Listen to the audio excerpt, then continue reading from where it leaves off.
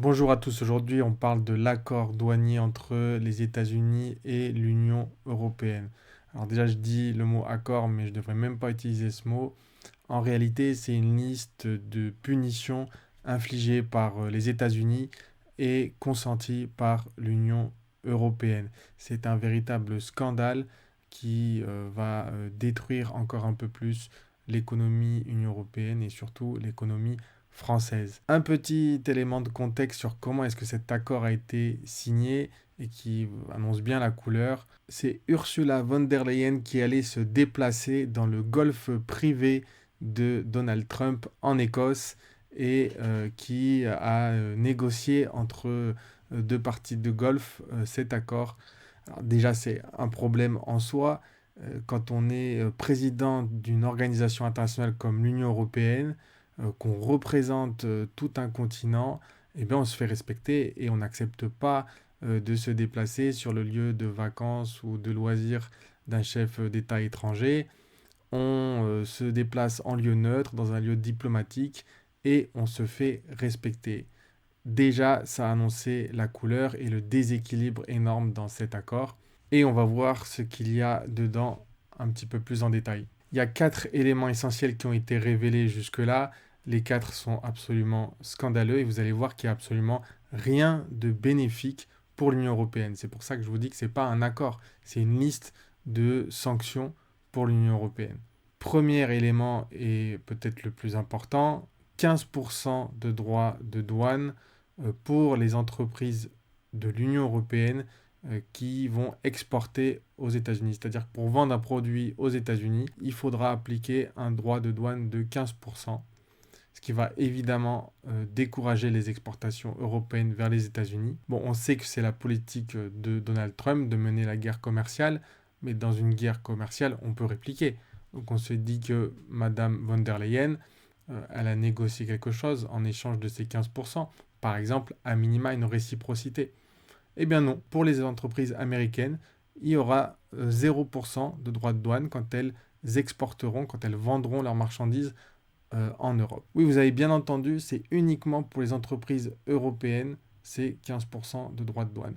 Et là, on se dit, mais quand on est président de la Commission européenne, on devrait déjà avoir quitté la table à ce stade de la négociation. Comment est-ce qu'on accepte une clause de droit de douane qui n'est pas réciproque quand on est un président ou un chef d'État qui se respecte? Même le Brésil du président Lula avait imposé, avait répliqué aux menaces de guerre commerciale par des droits de douane réciproques. Et le Brésil, c'est une puissance économique beaucoup plus faible que ce que représente l'Union européenne. Mais non, pour Madame von der Leyen, c'est passé, ça a été accepté. Deuxième scandale, deuxième point de cet accord, deuxième punition pour l'Union européenne. L'Union européenne devra investir 600 milliards de dollars aux États-Unis. On ne sait pas encore dans quelles industries est-ce que ça concerne, mais on sait en tout cas que Ursula von der Leyen s'est engagée à cet investissement colossal,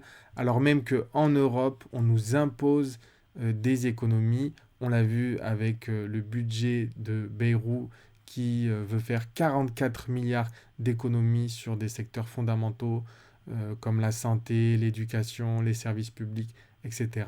Donc pendant que à nous, on nous impose des économies, eh bien, l'Union européenne va investir 600 milliards sans contrepartie aux États-Unis. C'est tout simplement hallucinant. Mais c'est pas fini. Il y a encore 750 milliards qui devront être dépensés par l'Union européenne pour acheter des énergies fossiles américaines.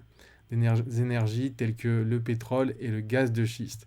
Des énergies qui sont très nocifs pour l'environnement, qui vont contre les engagements de l'Union européenne en matière d'environnement.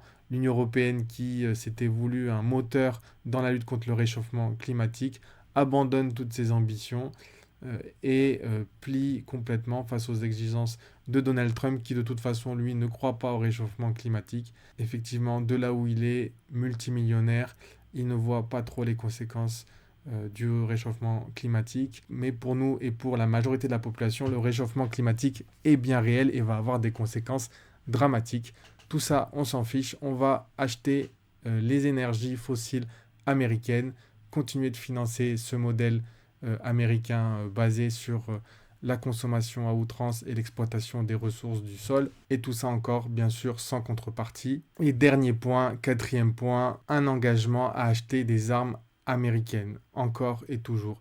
Alors qu'on parle de plus en plus de s'autonomiser vis-à-vis de la défense américaine, parce que toutes les armes vendues par les États-Unis, notamment on pense aux avions de chasse, sont conditionnées à l'autorisation des États-Unis pour pouvoir décoller, parce qu'ils contrôlent les mises à jour des logiciels indispensables au bon fonctionnement. Et donc, si vous achetez des armes américaines, vous êtes complètement dépendant politiquement et militairement de la bonne volonté des États-Unis. Et donc l'Union européenne, malgré l'instabilité politique de Donald Trump, malgré les folies de Donald Trump, on l'a vu sur le dossier ukrainien, on l'a vu sur le soutien acharné à Israël et sa politique génocidaire, eh bien, l'Union européenne continue de lier son destin sur le plan militaire aux États-Unis de Donald Trump.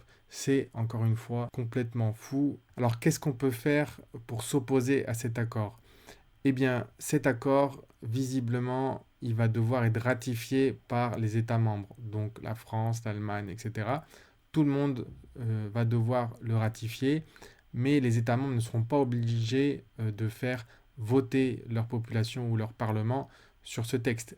Or, il faut que ce soit voté, il faut que ce soit rejeté. Donc, il faut exiger un vote à minima au Parlement, à l'Assemblée nationale, pour qu'on voit enfin les partis qui sont sincères dans leur défense de la souveraineté nationale, dans leur défense de la démocratie. Par exemple, vous ne pouvez pas être pour la souveraineté française, pour l'indépendance française et pour le maintien de la France au sein de l'OTAN, parce que le maintien de la France au sein de l'OTAN, ça nous maintient dans une dépendance militaire vis-à-vis des États-Unis et une dépendance militaire qui permet aux États-Unis d'imposer ce type d'accord ensuite économique. Donc il faut clarifier les choses, il faut que chacun assume sa position et il faut un vote à minima de l'Assemblée nationale, mais pourquoi pas un vote populaire sur ce texte. Voilà, on va suivre ça de près. Intéressez-vous à cet accord et à ce qu'il contient. Intéressez-vous aux prises de position des uns et des autres. Si vous avez aimé cette vidéo, n'hésitez pas à vous abonner et à partager la chaîne.